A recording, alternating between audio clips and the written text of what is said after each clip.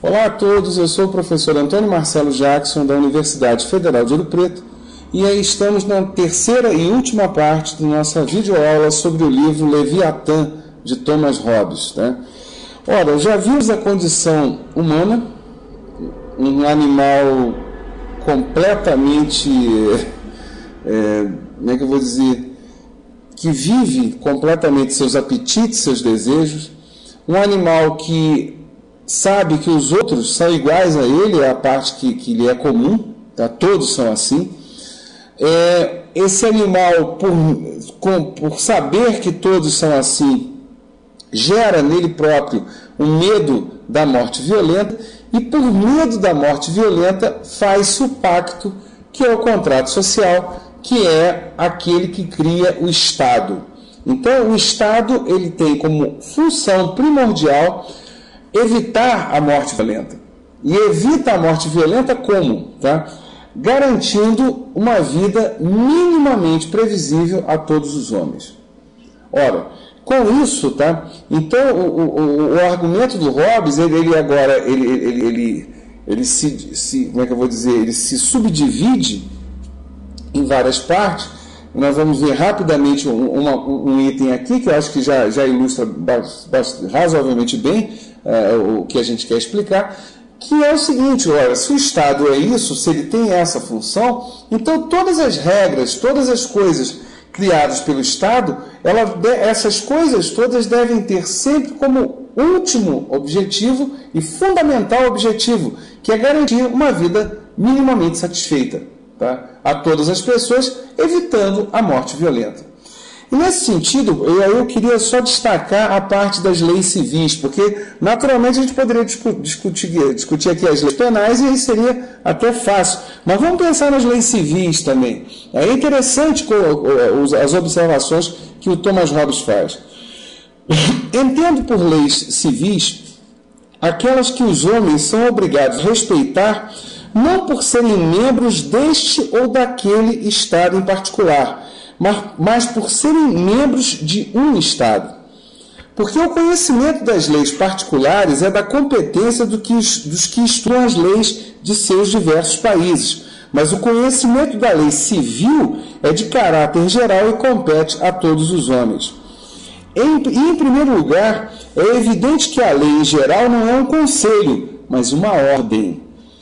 E também não é uma ordem dada por qualquer um a qualquer um, pois é dada por quem se dirige a alguém já anteriormente obrigado a obedecer-lhe. Quanto à lei civil, acrescenta a esta apenas o nome da pessoa que ordena, que é persona civitatis, a pessoa do Estado. Considerando isto, defino que a lei civil da seguinte maneira, e aí a definição que Hobbes apresenta: a lei civil é, para todo súdito, constituída por aquelas regras que o Estado lhe impõe, oralmente ou por escrito, ou por outro sinal suficiente de sua vontade, para usar como critério de distinção entre o bem e o mal, isto é, do que é contrário ou não é contrário à regra.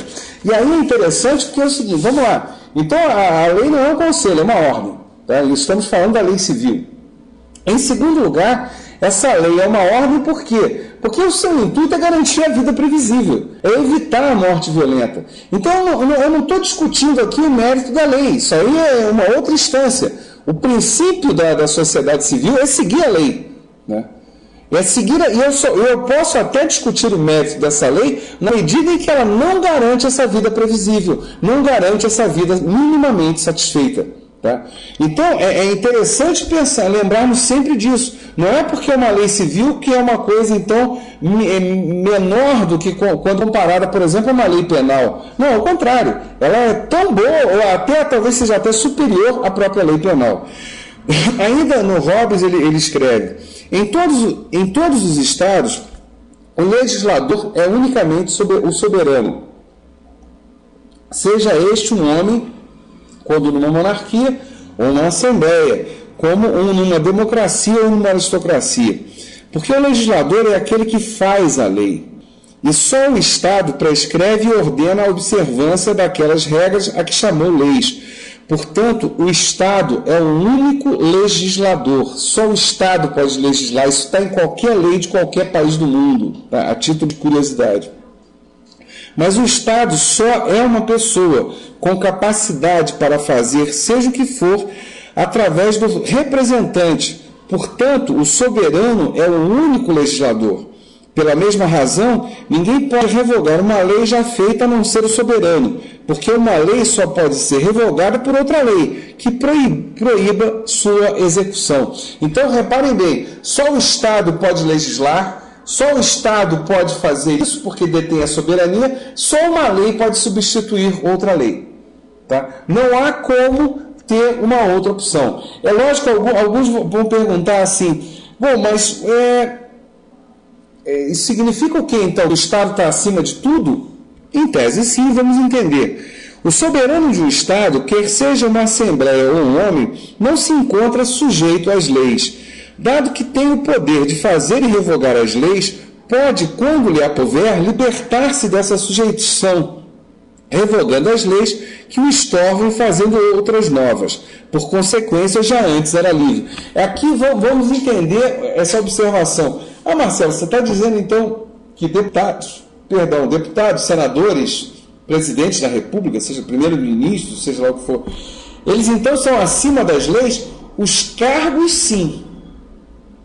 Vamos entender, não é aquele deputado, ou aquele presidente, ou aquele senador ou primeiro-ministro. Não, eu estou dizendo que o primeiro-ministro, o presidente, o deputado, o senador, esses cargos estão acima, porque apenas eles produzem a lei, apenas eles revogam a lei. Agora, então, o que acontece?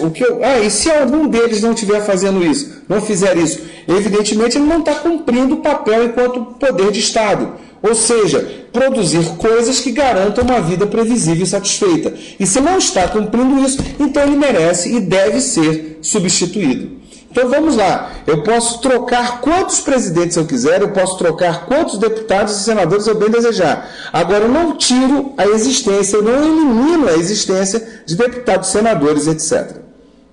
Eu preciso desses cargos porque eles é que produzem, eles detêm a soberania, eles é que fazem as regras que tornam uma vida previsível.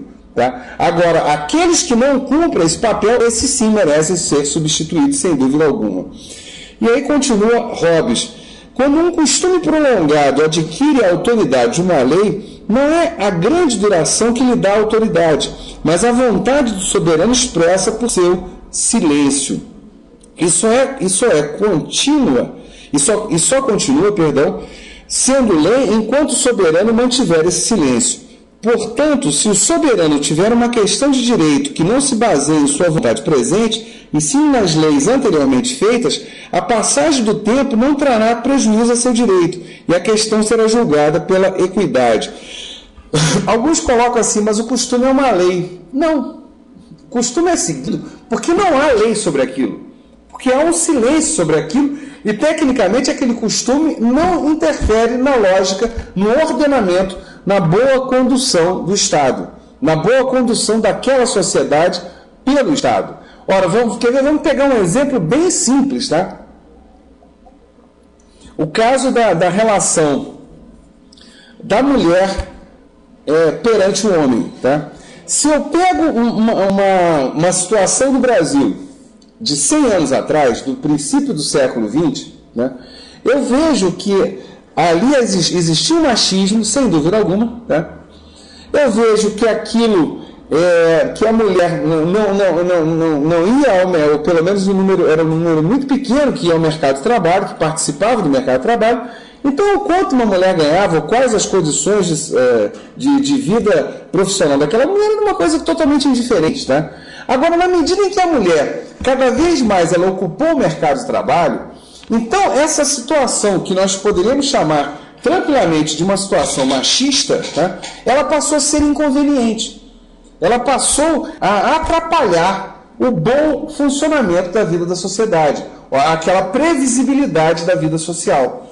Então, na medida em que isso atrapalha, mesmo que seja um costume, mesmo que a sociedade brasileira continue lamentavelmente machista, eu passo a ter uma lei que proíbe um salário menor da mulher.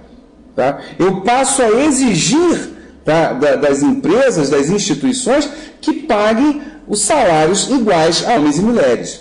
Reparem bem aí, não sei se eu vou tentar explicar de uma forma mais sucinta. O costume ele continua sendo rigorosamente o mesmo, só que antes havia um silêncio da lei. Aquele que detém a soberania, que é o Estado, aquilo não atrapalhava o bom funcionamento. Na medida em que a vida mudou e as mulheres passaram a frequentar mais os ambientes de trabalho, ora, significa que então aquela coisa de uma mulher ganhar menos, a condição da mulher ser subtratada, tratada como coisa menor, passou a prejudicar o bom andamento da sociedade, passou a prejudicar a previsibilidade e aquela vida satisfeita. E daí então eu preciso o quê? A criação de uma lei que vá contra esse costume.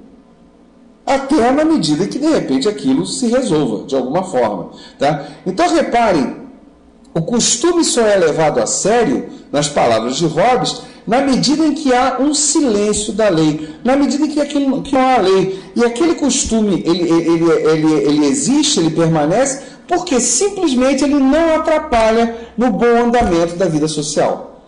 Então, nunca vamos pensar o costume como sendo algo como uma lei natural. Não, isso não existe. Tá? Para Hobbes, o que você tem é que ele só é levado a sério, só é possível o costume permanecer na medida em que aquilo não interfere na vida, na previsibilidade da vida social. O mesmo vai acontecer com as demais leis, o mesmo vai acontecer com todo o ordenamento jurídico e político de uma sociedade. E na medida em que esse ordenamento ele funciona, então o Estado garante essa vida satisfeita. Na medida em que esse ordenamento não funciona, é necessário substituirmos aquelas pessoas que compõem o Estado. Vamos entender aqui, tá? Para arrematarmos o argumento sobre o livro Leviatã. O Estado em si, ele jamais irá desaparecer. O que eu posso fazer quando esse Estado não funciona é substituir as pessoas que ocupam os cargos que fazem o Estado funcionar. Essas pessoas sim podem e devem ser substituídas quando esse Estado não funciona, quando esse Estado não garante a vida previsível, a vida satisfeita. Na medida em que isso acontece, eu substituo as pessoas, mas eu não elimino o Estado. Para que a vida social continue, de acordo com o argumento de Thomas Hobbes, somente o Estado, que é um pacto com espada, somente um Estado com punições, somente um Estado que troca o medo da morte violenta pelo medo da punição, somente esse Estado é que consegue garantir essa vida satisfeita, somente esse Estado que consegue garantir uma vida minimamente previsível. São esses, de maneira bem sintética, os argumentos que aparecem no livro Leviatã, de Thomas Hobbes. Muito obrigado, até uma próxima videoaula.